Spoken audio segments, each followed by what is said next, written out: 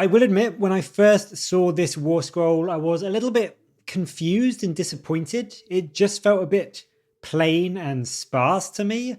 But I'm actually a really big fan of it now that I've actually had a deep dive and look into it. And so yes, today Warhammer community showed us what is one of the holiest grails of a new edition of the game, and that is the brand new unit rules and how they are going to be laid out for us in terms of the War Scroll. And as you can see, the War Scrolls in AOS 4.0, they do look similar. We still have the wheel of stats, we've got the weapons, the same hit, wound, rend, damage profile, but there are also some really big significant changes as well. Compared to the current 3rd edition War Scrolls, we still have the same movement and save in the wheel that we know and love, with the example being shown is the Liberators. They keep that 5-inch move and then they actually get moved to a boosted 3-up save rather than the 4-up they have now.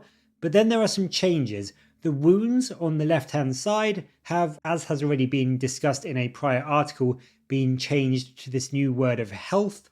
Not a new word, but you know what I mean. So the Liberators that we can see, they have 2 health, still the same as their 2 wounds that they had before, but it's just a little bit of rewording just to make how health and wounds and damage in this game make a bit more sense to new players. And then one of the more significant changes is they did mention that Battle Shock was going away, but they didn't make any comment about Bravery. It does seem that Bravery has also been removed and has instead been replaced by a new stat which is called Control.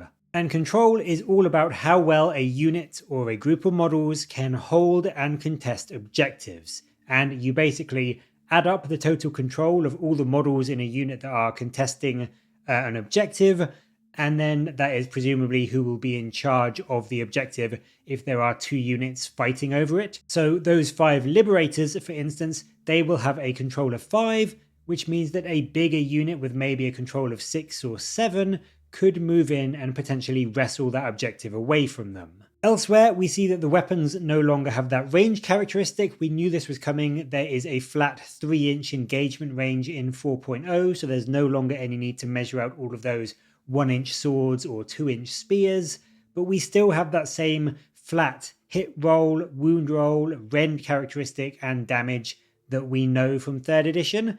There is, however, a new extra edition, which is the ability section at the end, and as you can see, Liberators have the crit mortal on their hammers. And what these are special universal rules, and the article says there are 7 of these, and these proc an additional effect on certain situations. So in this case, crit mortal, it means that an unmodified 6 to hit counts as a critical hit, and that critical hit turns into mortal damage. So this squad, for instance, will have 10 attacks, or maybe 11 if the champion gets 1 extra, and they just haven't shown that on this example War Scroll, but they'll have 10 or 11 attacks, so they'll roll 10 or 11 dice, and then any 6s to hit will do mortal damage, and I presume that is going to be much like a mortal wound is now. As I mentioned, there is apparently 7 of these, so I imagine we will get some that are similar to the 40k versions if you've played 10th edition, so there'll be one where a critical hit generates an additional hit, or a critical hit causes an auto wound and that sort of thing. What we also see on this new War Scroll is the new unit abilities, and these are an extra ability that a unit has, and apparently every unit in the game is going to have at least one, and these are color coded now, so you know exactly when it comes into effect. The Liberators, to use their example again, have got Stalwart Defenders, and this gives them extra control when they are contesting an objective in friendly territory. It's passive, as you can see at the top. It has that white circle next to it, which means it is a control-related ability, and it's purple, which means it happens at the end of the turn. So just by looking at the War Scroll, you can really easily and clearly see what your unit abilities will do, when they are going to happen, and whether you actually need to actively do something for them, or if they're just going to go off passively at a certain point. It really is a nice, simple way of keeping track of things and not having to go back and forth between War Scrolls every 2 minutes or so. And whilst it was for me a bit jarring at first, I think overall it does make sense and I am a big fan of it. But that's quite a simple example. What about bigger units with potentially more complicated war scrolls? Well, they showed us what is probably going to be one of the most complex war scrolls out there, and that is for the big Death Pope himself, Nagash. Now, he's lost a few things compared to his current war scroll, but he's also gained quite a lot. And in my opinion, just on what we've seen today, points dependent of course, I think he's looking really, really good. Compared to his current war scroll, he still has those 18 wounds, or health should I say. He's still got that 3-up save. His movement is a solid 10 inches and it doesn't degrade anymore. And his bravery of 10 has now transferred to a control of 10. So in the earlier example of the Liberators, he can quite easily move in and outmuscle smaller squads of infantry if they are standing on an objective that he wants. In terms of his weapons, he's lost his spectral attacks by the looks of things, so he is technically down 6 attacks overall, but he's still got his good ones. He's got 4 attacks with a Nagash, hitting and wounding on 3s. It's 2 Ren now rather than 3, and it still has d6 damage, whilst Zephyr Neptar is also still 4 attacks, and that is still hitting and wounding on 3s. It's still 2 Rend, and it's still a flat 3 damage. It is a scary set of attacks, but he is definitely not a melee beatstick at heart. Nagash is a caster more than anything, and in 4.0, it seems like he is still going to be capable of doing that spectacularly well. The first place to look when we're considering his ability as a spellcaster is across the bottom of his war scroll, which is where his keywords are, and as you can see, he has the usual hero, monster, warmaster, death, and in this example, he's got the Ossiarch Bone Reapers, although GW have confirmed he will have the relevant keyword for all the death factions, so don't worry if you play Nighthorn and you want to bring Nagash, you will 100% be able to. But the important parts that I want to focus on at the moment in the keywords is not only is his ward save part of his keywords now, so they've cut out the specific rule of his armor Morricane, which gave him that 5-up ward in a 12-inch bubble, and now that is just in his keywords. This is so they can fit everything onto one page. So in some ways you could argue it's made him lose a little bit of like backstory and lore and character by losing what the armor does, but it does just make sense and it's just easier to fit it all into one page now. So yes, he's got that 3-up armor save and that 5-up ward to protect him, but on top of that, you will also see he's got the Wizard 9 keyword. Now, we don't get this confirmed in the article, but to me that means he's a wizard, obviously, and he can cast 9 spells.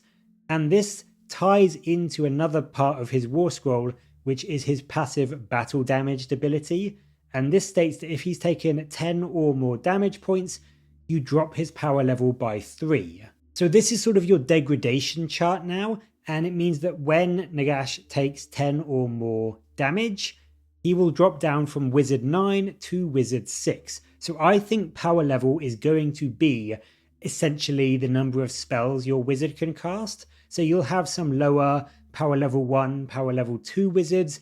You'll have a few special or named characters that may be up to 3 or 4, like Archon or Teclis or whatever. And then obviously you have Nagash, who will probably have the most in the game, or at least tied second or third in the game. I can't imagine many characters that will have more than him with his 9. So the degradation table seems to be a lot less impactful now. Like losing wizard levels is of course, quite important for someone like Nagash, but you don't lose the movement or anything else. It doesn't seem like you're losing 2 or 3 different abilities or powers or stats now. It does just seem like it's going to be just one thing that gets impacted, which is much like 10th edition 40k, and it just means most of your big stuff is going to be a lot more effective even as they take more and more wounds. On top of all that, his older abilities do mostly make a return in some form or another. When I first saw the War Scroll, I thought it looked so cut down that a lot of his abilities and powers were just gone, but they are actually there in some form. The Staff of Power, Alakanash, it no longer gives +3 to casting, unbinding, and dispelling. Instead, now what it does is it gives you +2 to your casting rolls, as long as you haven't miscast this turn, but also, really importantly, if you do miscast, you can just ignore the rule that stops you casting any more spells. You just lose the +2. So it sounds like the rule where if you miscast you can't cast any more spells will still carry over into 4.0, but with Nagash, you will always be able to cast his full 9 spells. You will just lose that +2 bonus if you miscast. And this, to me, is much, much better than that +3. It gives you so much more reliability with Nagash, whereas currently, even with that +3, if you happen to miscast on your first spell, he's basically just wasted his entire 900 point cost for a turn. So I would say the Staff of Power is now a little bit weaker in terms of adding power to your spells and obviously your unbinds, but it is much, much improved for just adding to his overall reliability. He still has his Invocation of Nagash, which is now a spell rather than ability, and it's got a casting value of 7, and it states you can use this multiple times per phase. So you can, if you wanted and you had enough targets, cast this 9 times in a row, although it does say you do have to target a different unit each time, so you would need to have 9 different enemy or friendly units within its 18-inch range. But this is a good spell to spam out at least a few times because it's got 3 different effects. And as I said, they all target a unit which is wholly within 18 inches. You can either do D3 mortal damage to an enemy unit, or you can give a friendly death unit a 5-up ward until your next turn, or you can return a number of slain models up to 3 health to a unit. So either 3 1 health models or 1 3 health model can come back to a unit nearby. So if you had enough in range, you could potentially cast this 9 times and give 9 units in your army a 5-up ward save, or return up to 27 models across 9 units, or do 27 mortal damage across 9 enemy units. It is a really, really strong spell. And as I said, I think using at least 3 or 4 of Nagash's 9 casts on this is going to be a fairly staple choice, just to hand out a couple of wards, heal up a few units that you may need to, and then just do some chip damage to any enemy units that are in range. It is slightly less reliable than the current Invocation of Nagash, which is just that automatic ability, but personally, I think this is much more powerful overall, and it's much more flexible. One area where he's received a huge buff is his Supreme Lord of the Undead ability. This currently lets you choose a destroyed friendly death unit, and you roll a dice, and on a 3+ you can return that unit at half strength to the board within 12 inches of Nagash.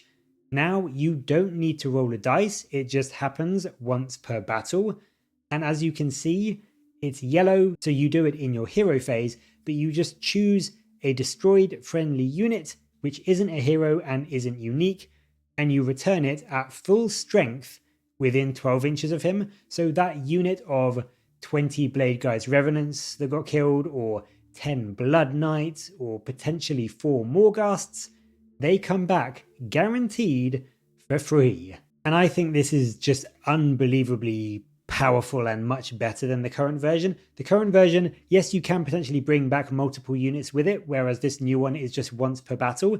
But the fact that it brings back a unit at full strength and there is no risk involved on a dice roll just makes it so strong. And I think it really will be able to switch a battle round in your favor if you need it to.